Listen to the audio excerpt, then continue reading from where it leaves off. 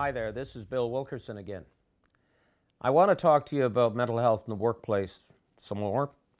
I'm doing it with my red socks. Remember, that's our theme, that's our symbol.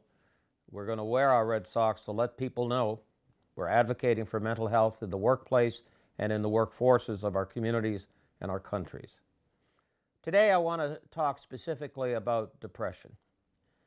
Depression is the leading, or at least the fastest growing, cause of workforce disability in the world today.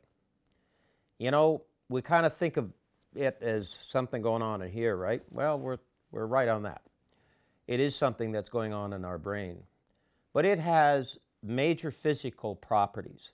In fact, when we say depression is a mental illness, it's not quite accurate because it has physical properties in the brain and it causes physical discomforts elsewhere in our human body. I want you to understand this because when someone says he's depressed, therefore he's probably crazy, they're not being factually correct aside from anything else. Depression is not strictly a mental illness. It is an involuntary disorder which begins in the brain and flows through the rest of our body. As a result, when we find the cause and cure and prevention of the disabling and deadly effects of depression, we're going to save lives from heart attack. We're going to save lives from diabetic stroke. We're going to prevent lifelong disability. We're going to, in fact, make people better on a whole different level than just the mental effects or the mental functioning of the brain itself. And within that context, you know where else we're going to save lives? We're going to save lives from the desperation and the isolation and the deep emptiness that depression produces among those who take their own lives. We're going to prevent suicide. Suicide is the leading cause of violent death in the world today, and you know that more American soldiers are now dying at their own hands than at the hands of an enemy combatant. And do we know that suicide in my country, you know how many people either succeed in taking their own life or try to do so, injure themselves and are admitted to hospital?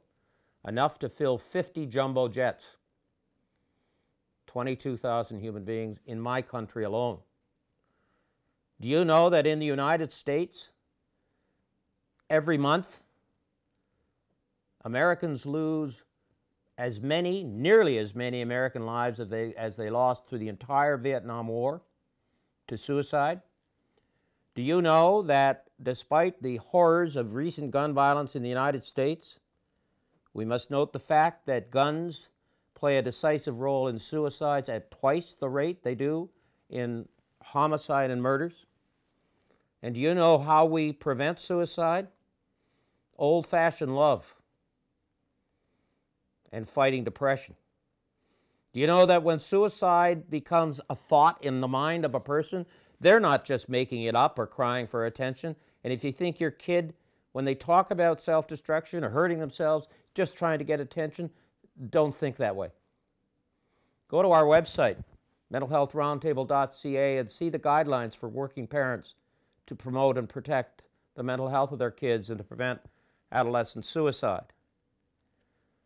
Depression can be beaten through connections with others, through medication, through cognitive behavioral therapy, through good old-fashioned love.